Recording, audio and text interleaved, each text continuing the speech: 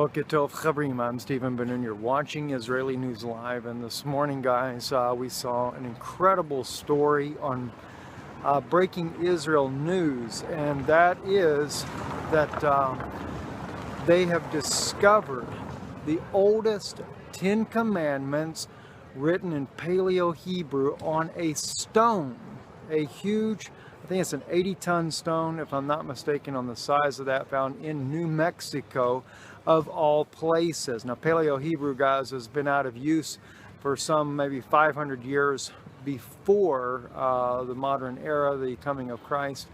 And so for a Paleo stone, a stone to be found with Paleo, the 10 Commandments of the Paleo Hebrew to be found inside of New Mexico, lets us know that there is a lot of truth that, yes, indeed, there is a relationship between the Native Americans and the House of Israel in exile. So I just think it's fascinating. I know that there was a lot of belief that there are DNA references to, or not DNA, but so much as, I think a small DNA portion of the Jewish people related to the Cherokee Indians, but also there's been other artifacts found among the Cherokee Indians. So now in New Mexico, so we can see the house of Israel has certainly been scattered to the four winds of the earth as the prophecy was stated. I'm Stephen Ben-Nun with Israeli News Live. Boker Tov from Jerusalem. He was jealous of Jacob that got the blessing from his father. Go ahead. Verse 39. And Isaac, his father, answered and said unto him. So his father Isaac said unto him, Behold, thy dwelling shall be the fatness of the earth. Behold, thy dwelling shall be the fatness of the earth. You know what I'm saying? He's going to be all right. You're going to be all right. Your dwellings are going to be the fatness of the earth. Go ahead. And of the dew of heaven from above. And of the dew of heaven from above. You understand what I'm saying? Anything from heaven, I want it. You understand? If you look around and see the condition of Black, Hispanic, and Native American people, I want the dew, I want the drops, I want everything from heaven. Anything that we can get, right? But he said, of the dew, Esau will have of heaven, right? Go ahead. Verse 40. And by the sword shalt thou live. And by the way he shall live? By the sword shalt thou live. And by the sword shalt thou live. Now Esau's blessing, part of his blessing was that he will live by the sword, right? If you look at the nation that today, right, the powerhouse of the planet, you understand what I'm saying? When you look at the United States of America, right? When you look at, you know what I'm saying, the European nations that are involved in this, right? They all have been moving throughout the earth, swinging that sword. And everywhere Esau has gone, everywhere Esau's nation, the Edomites, have gone, they've been swinging that sword. Everything that they've taken, just like the way they took America. They took it by the sword. Everything that they take, just like the way they took Jerusalem. They took it by the sword. Just the same way they've taken any land. You see, y'all see what's going on in Australia, how Australia's burning?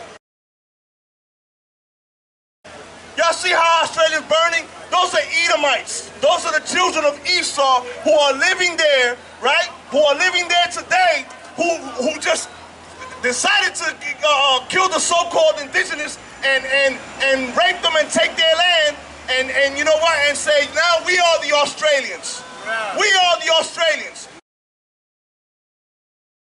Look at what's going on in Australia today. Australia's burning. You understand what I'm saying? Now you think, you're going to ask yourself, and you're not going to think that the Most High doesn't have a hand in this? Go ahead, read that again. Genesis chapter 27, verse 40. And by thy sword shalt thou live. By the sword shalt thou live. Everywhere that Esau goes, that's why the conflict that's stirring up in the Middle East, the conflict that's stirring up in Iran, what is Esau doing in the Middle East? When he has America, he has France, he has Great Britain, he has all these other lands, but he's not happy. He's not happy, he can't get enough. You understand what I'm saying? He wants to conquer. It's in his blood to conquer, to kill, to steal, to destroy. You understand? And to rob of people of their culture, or to rob people of of everything that they have.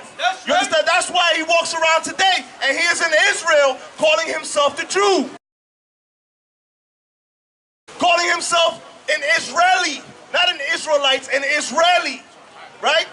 Now drop that. Let me get Genesis 36 and 8.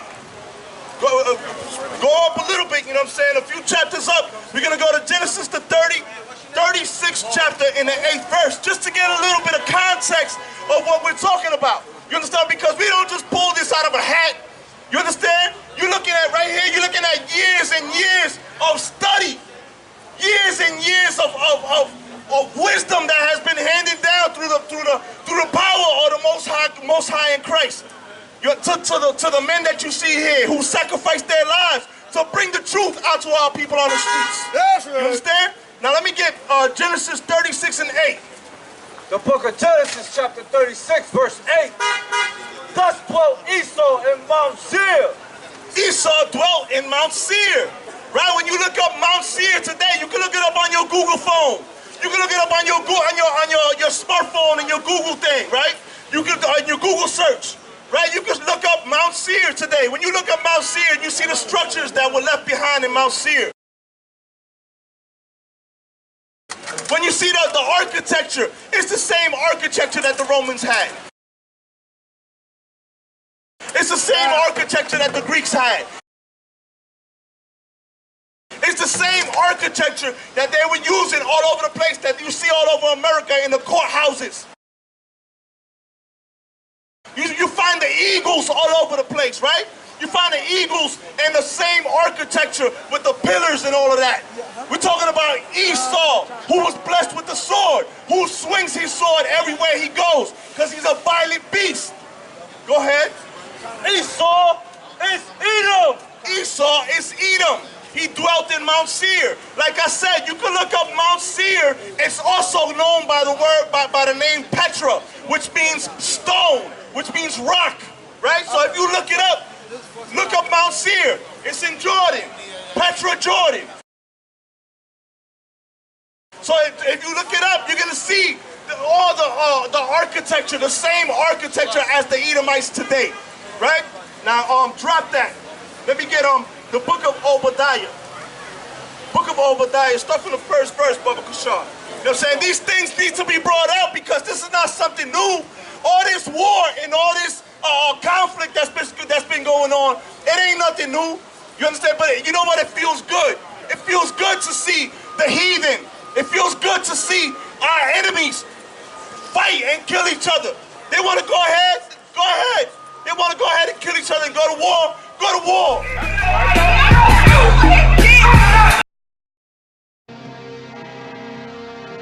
Andy, desce do carro. Não, não faz assim não, Desce. cara. Ainda tinha claro. Não, não Desce. tá vendo a gente. Eu mandei descer do carro agora.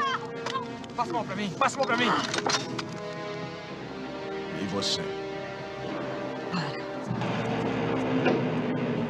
Chama a polícia se for preciso. Manda logo, vai, vai, vai!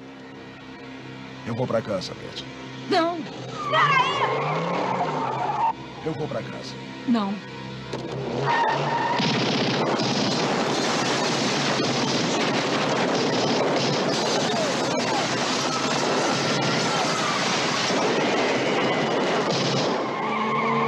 Pegou ele, cara. E aí, pegou ele?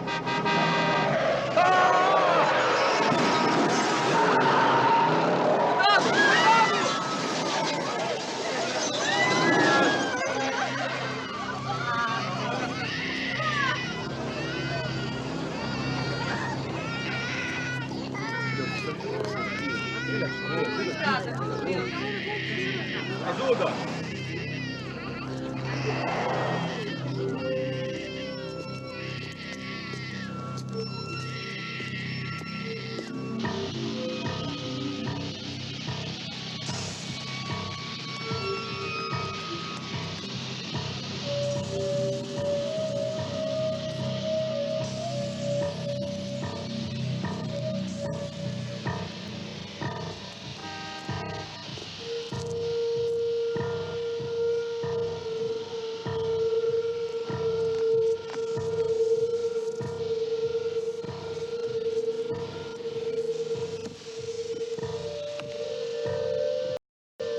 Você errou.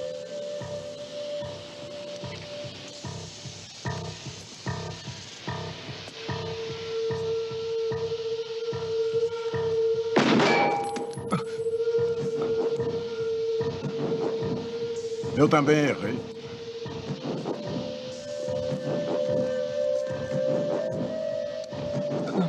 Não faça isso, cara. Não faça isso. Não faz isso, não. Não faz isso, não. Não, para com isso. Não. Ai! Pronto. Tá vendo? Essa é a moral da história.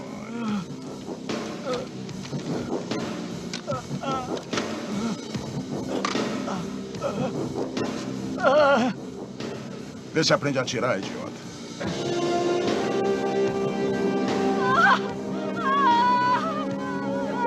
Ai, meu Deus, não!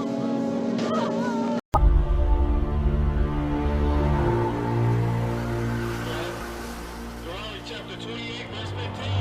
Okay, that comes to pass, all right? That is how you... What did I say?